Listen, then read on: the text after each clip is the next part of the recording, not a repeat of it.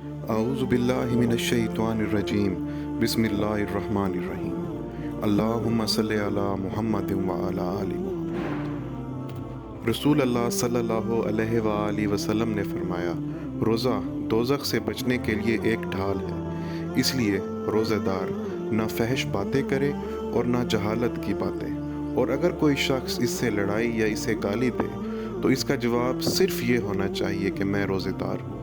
یہ الفاظ 2 مرتبہ کہتے، اس ذات کی قسم جس کے ہاتھ میں میری جان ہے، روزہ دار کے منہ کی بو اللہ کے نزدیک کستوری کی خوشبو سے بھی زیادہ پسندیدہ اور پاکیزہ ہے۔